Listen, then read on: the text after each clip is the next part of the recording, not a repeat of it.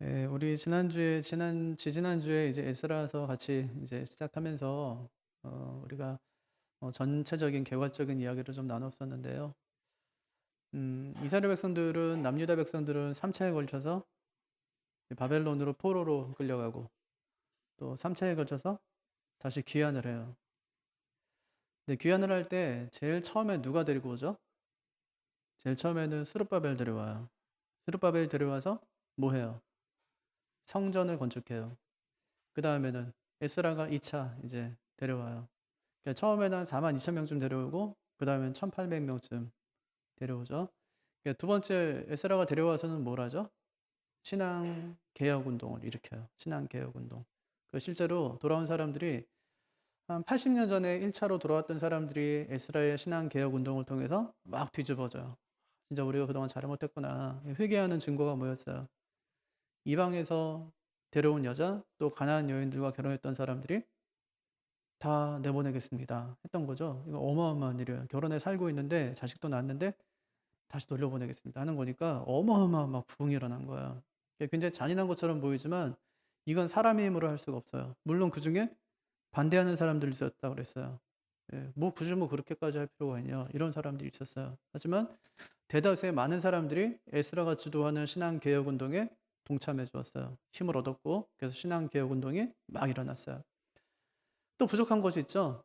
성전이 건축되긴 했지만 이 솔로몬의 성전에 비해서는 굉장히 초라했고 성전이 지어졌지만 완벽하게 재건된 것이 아니었어요. 그러니까 교회 예배당도 좀 지어놓으면 어때요? 조금 지나면 수리가 필요하잖아요. 보수도 해야 되고 담장도 무너진 데는 다시 한번 담장을 세워야 되고 하는 일이죠. 근데 보니까 또 한참 지나고 나니까 성전은 성전이지만 성벽이 아직까지 완전히 재건된 게 아니니까 재건이 좀 필요했어요.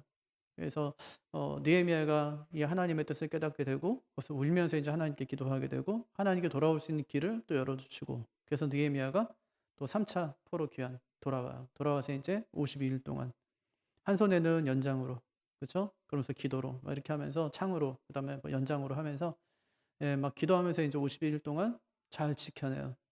잘 지켜내고 성벽을 재건하는 거예요.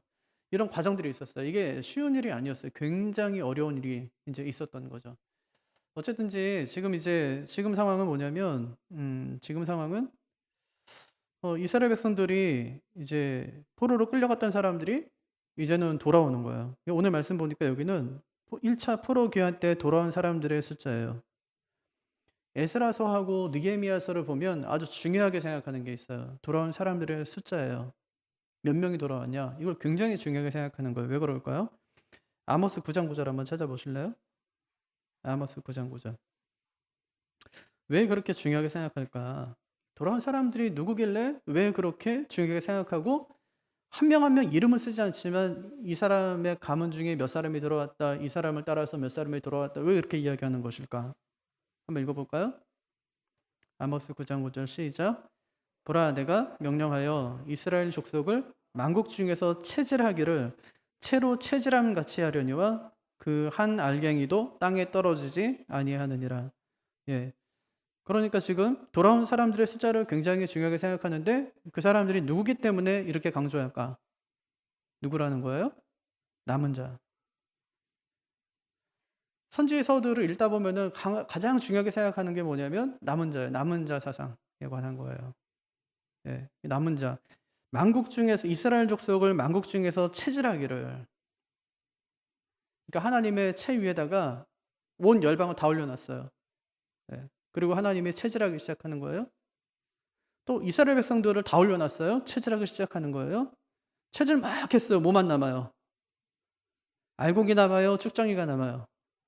알곡이 남는단 말이에요. 이 남은 자들. 이건 어떻게 한다는 거예요? 그 한 알갱이도 땅에 떨어지지 아니하리라. 그 사람들이 지금 누구죠? 오늘 본문 말씀에 나오는 3절부터 시작하는 돌아온 이스라엘 백성들의 숫자예요. 체질에서 남은 사람들, 그 사람들의 숫자가 지금 기록되어 있는데 3절 보면 바로스의 자손이 2170명이요. 스바데아 자손이 372명이요. 이렇게 하면서 끝자리까지 기록해요. 일할 자리까지 기록한단 말이에요. 정확하게 센 것이죠. 왜 그랬을까요? 이들이 성경에서 말하는 남은 자이기 때문에. 이사야서 한번 찾아보실래요? 10장. 예, 우리 김 목사님 말대로 졸려오니까 좀 찾아봐요. 졸려오시니까. 이사야서, 예, 어디 있는지 아시죠? 구약에 있습니다. 예, 10장 한번 찾아보세요. 21절, 22절. 우리 남자들이 한번 먼저 찾아서 읽어볼까요? 여자들은 6장 13절을 펴세요.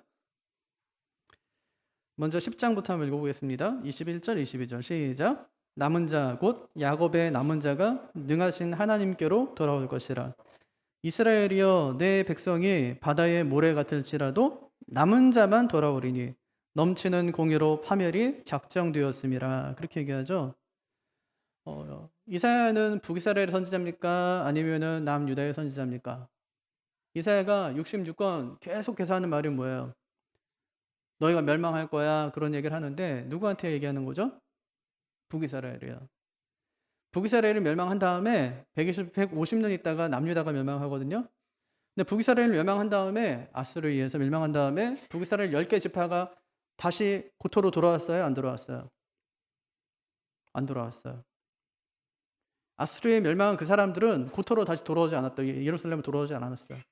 이스라엘로 돌아오지 않았단 말이에요.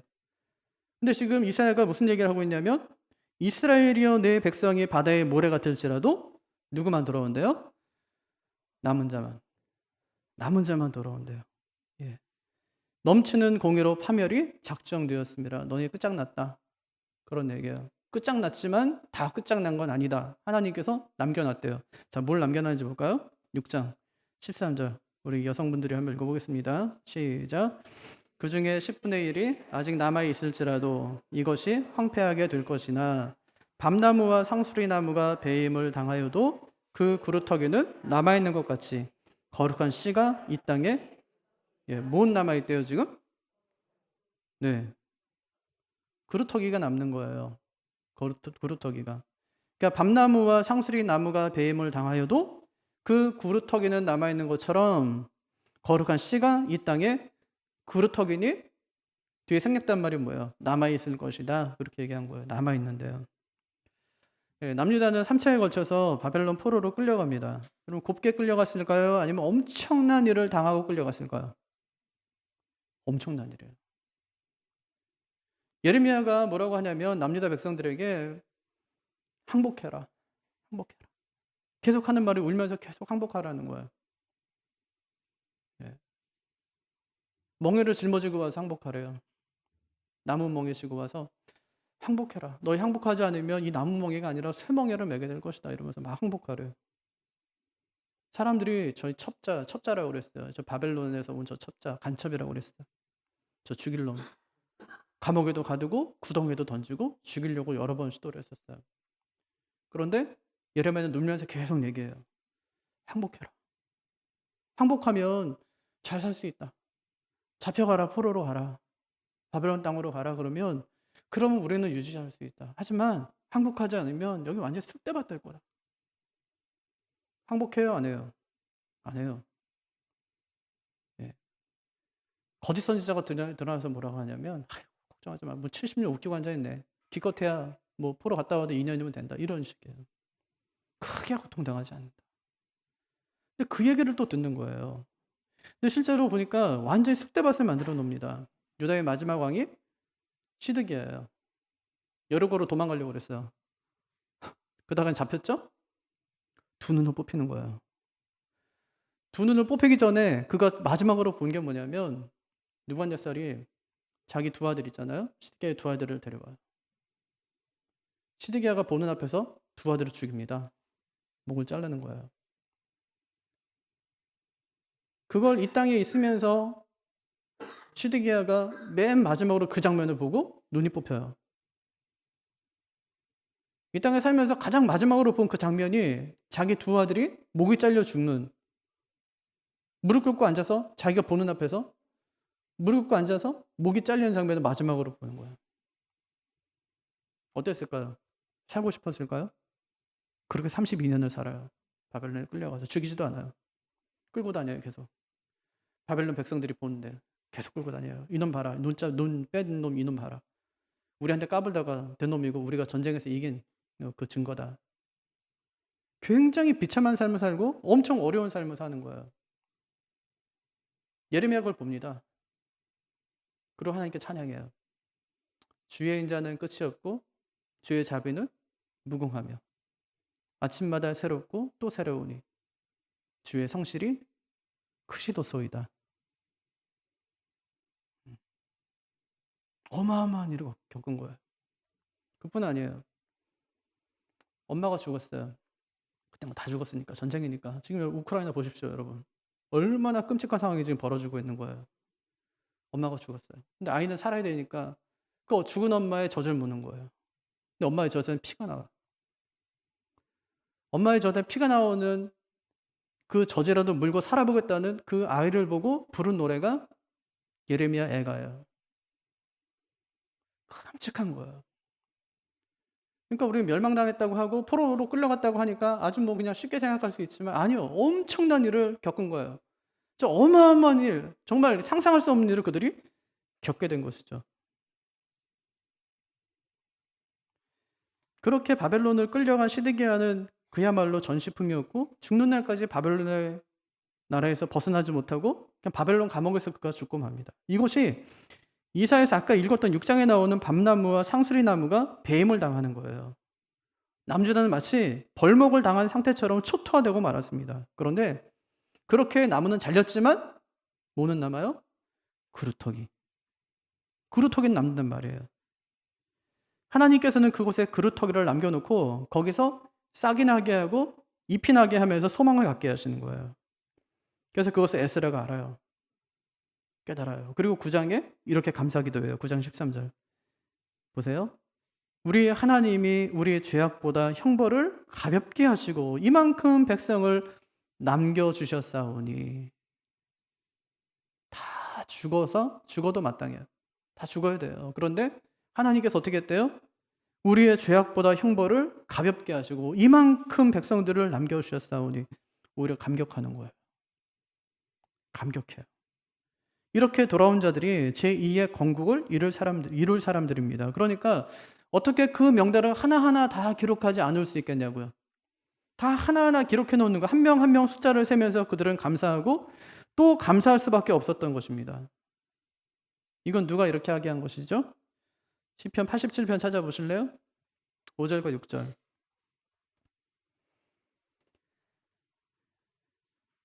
(5절과 6절) 시편 87편 5절에서 6절.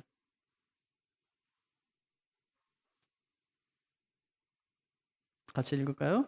시온에 대하여 말하기를 이 사람 저 사람이 거기서 났다고 말하리니 지존자가 친히 시온을 세우리라 하신도다.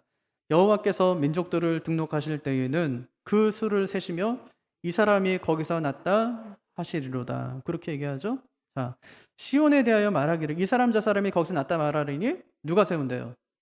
지존자가 친히 시온을 세우리라. 여호와께서 민족들을 등록하실 때에 어떻게 등록하신대요? 그 수를 센대요. 그러면서 또 하나 그 사람이 거기서 났다는 것까지, 고향까지 하나님이 기록하시겠다는 거예요. 하나님께서 이렇게 숫자를 세게 하신다는 겁니다.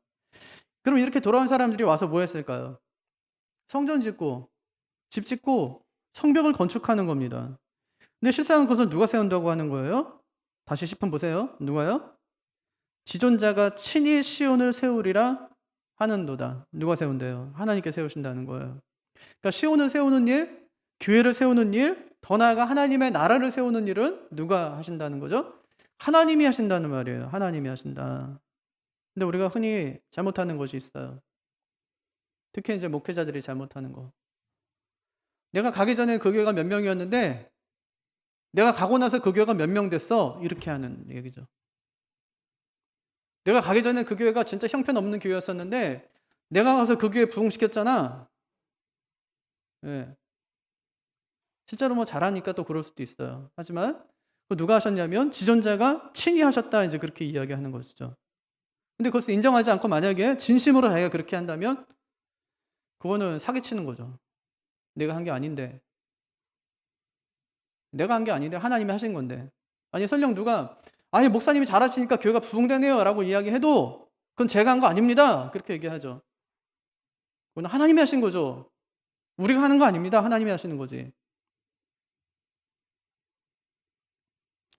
여러분 이때 누가 돌아오죠? 백성들뿐 아니라 36절 보세요. 거기 보니까 제사장들 돌아오죠. 40절에 레위 사람들, 41절 노래하는 사람들, 42절 문지기의 자손들, 43절 심지어 느디님 사람들, 또 55절 솔로몬의 신하의 자손들까지. 이렇게 해서 몇 명이 돌아왔다는 거예요?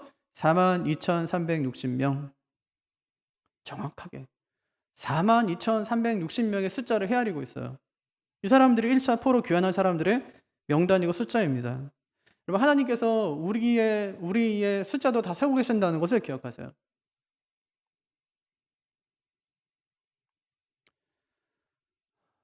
자기 자식이 몇 명인지 모르는 사람 나쁜 사람이죠. 집사님 애가 몇이야? 모르겠는데요. 이상하잖아요 이거. 뭐 둘밖에 안 되는데. 2,000명 된다. 그래도 알아야죠 자기 자식이면. 하나님께서는 우리의 머리털까지도 하나님이 세신다 그렇게 말씀하세요. 우린 몰라요. 근데 하나님은 아세요. 어떻게 알아요? 아버지니까. 애가 아파요. 근데 애는 어디 갔는지 모르겠어요. 근데 엄마는 알아요. 어떻게 알죠? 엄마니까 알아요. 우는 소리만 들어도 알아요. 얘가 배고파서 우는구나, 아파서 우는구나 알아요. 놀아달라고 우는구나 알아요. 업어달라고 하는구나 엄마는 알아요. 다른 엄마는 몰라요. 얘가 말을 못해요. 4살인데 말을 못할 수 있죠? 늦게 할 수 있잖아요. 엄마는 다 알아들어요. 우리가 그때 하나도 모르겠는데 엄마는 다 알아듣고 엄마는 통역해줘요. 엄마는 아는 거예요. 애가 말을 못해도 엄마는 알아요. 우는 소리만 들어도 엄마는 알아요. 하나님께서는 한 사람 한 사람 세세요. 왜? 당신의 자녀이기 때문에, 존귀하기 때문에 하나님은 세신다는 거예요. 돌아오는 사람의 숫자 하나님께 다 세우고 계셨어요. 42,360명 이렇게 하나님께서 정확하게 기록해 주셨어요. 우리도 이 남은 자처럼 우리 그냥 단순히 그림자가 아니라 좀 참수에 속해 있다는 것을 잊지 마십시오. 그것이 얼마나 큰 복인지 잊지 마시기를 바랍니다. 근데 문제가 생겼어요. 사람의 숫자는 이렇게 셀 수 있었는데 그들 중에 자기가 어느 가문에 속해 있는지를 모르는 사람들이 있더라는 거예요.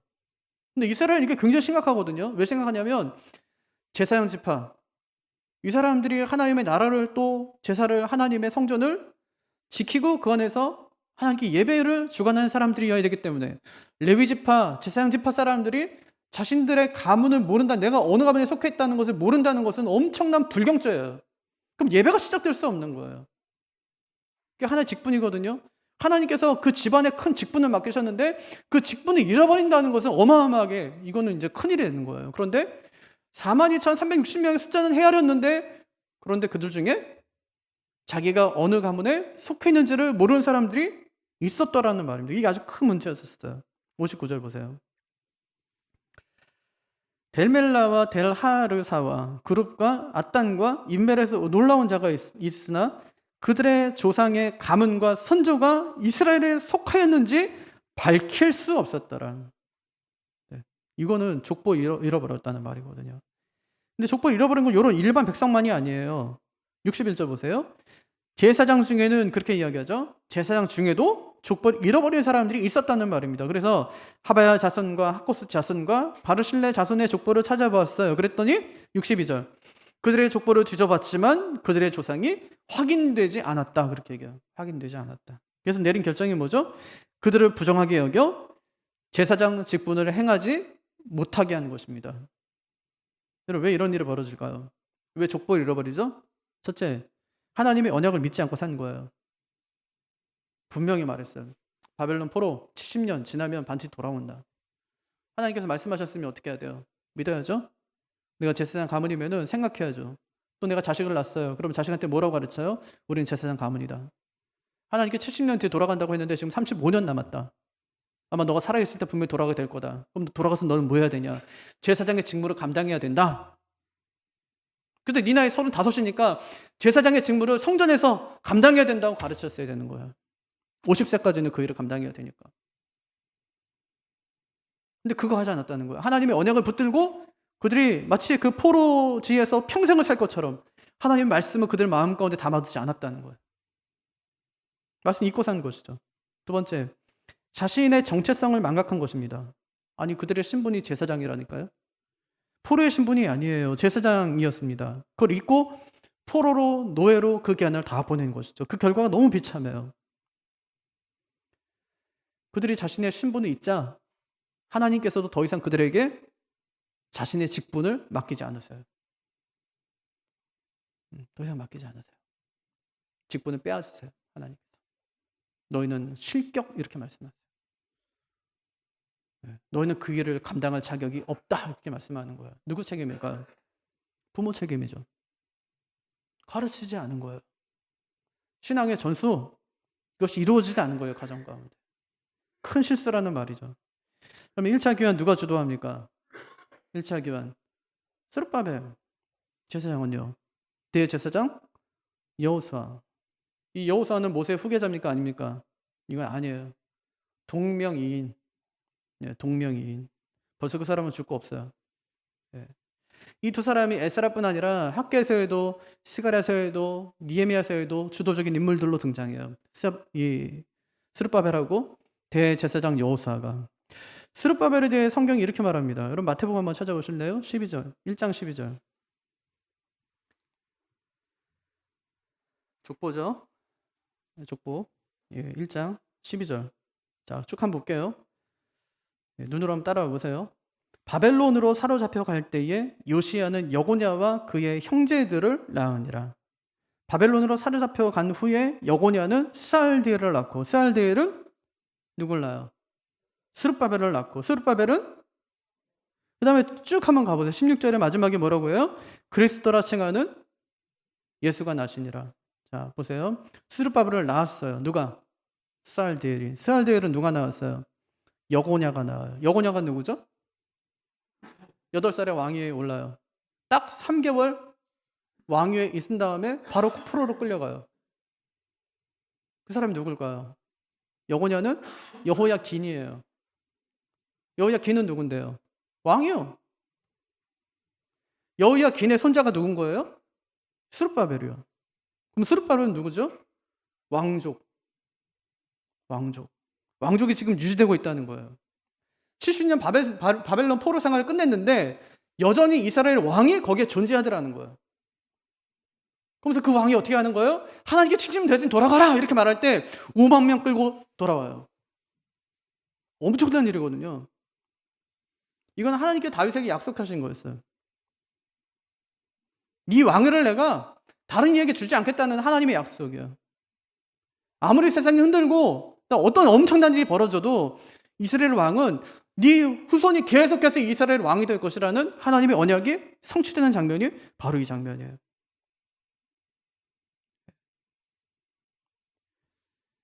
그래서 하나님께서 사무엘하 7장 16절에 다윗에게 이렇게 약속하세요. 내 집과 내 나라가 내 앞에서 영원히 보존되고 내 왕위가 영원히 견고하리라. 왜 스룹바벨이 1차 귀환의 지도자가 될까요? 그가 다윗의 대를 잇는 왕가의 사람이기 때문이에요. 왕가의 사람이기 때문에 하나님의 섭리가 그렇게 작용한 것입니다. 그러면 대제사장 여호수아는 누굴까요? 스룹바벨은 뭐라고 그랬어요? 왕족이네. 네, 왕족. 왕족. 그럼 대제사장 여호수아는 누굴까요? 그는 일단 모세의 후계자 여호수아는 아니다. 그 집이 죽었어요. 오래전에 몇백 년에 죽었어요. 그거 아니에요. 그럼 누굴까요? 역대상에 기록된 족보를 보니까 아론의 22대 손, 아론의 22대 손이에요.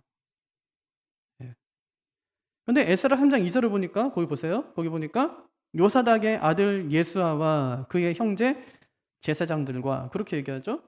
요사닥의 아들 예수아와 요사닥이 누구냐면 이게 여호사닥이에요. 아론의 22대 손 여호사닥. 그의 아들 예수아 그러거든요.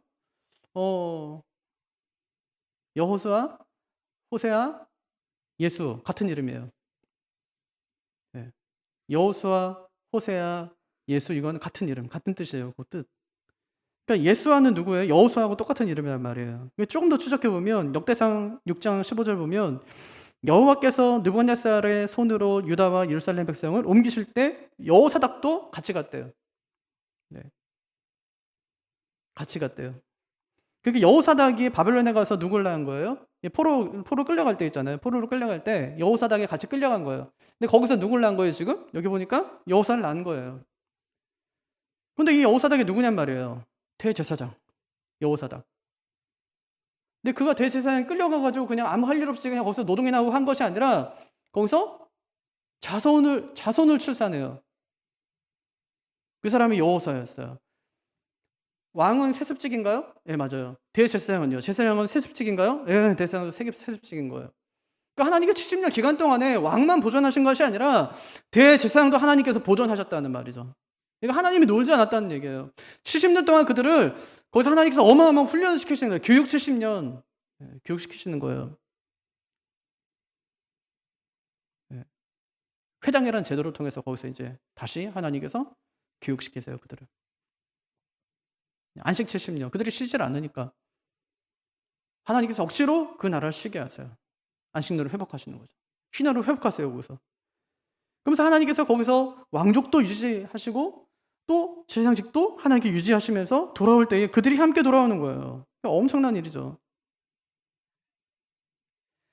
아스루로 끌려간 10지파는 돌아오지 못합니다. 그래서 그들을 가리켜서 우리는 잃어버린 지파들 이렇게 불러요. 하지만 바벨론에 끌려간 유다 지파는 70년 뒤에 다시 예루살렘으로 돌아옵니다. 그들이 돌아올 수 있었던 것은 하나님께서 그들 뒤에서 함께 하시고 그들을 돌보고 계셨기 때문이다라고 할 수 있는 것이죠. 그렇다면 그 하나님께서 지금도 우리를 돌보실까요? 안 돌보실까요? 돌보시죠. 다시 올게 이렇게 말씀하신 그 주님께서는 다시 올 때까지 우리를 돌보실까요? 예, 돌보시겠죠. 왜요? 자기 자식이니까. 한 사람 한 사람 숫자를 세가면서 하나님께서 지금도 남은 자 이름을 생명책에 기록하시겠죠.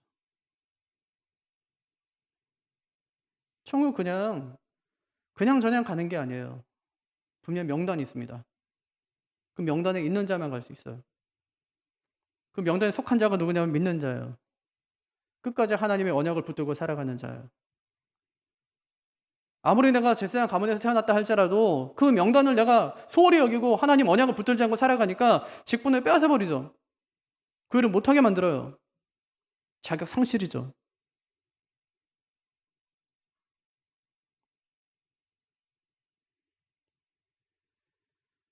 하나님께서 우리를 구원하시기까지 얼마나 하나님께서 정말 신경 쓰시면서 이 일을 주관하고 계신가 하는 것을 여러분 잊지 마십시오.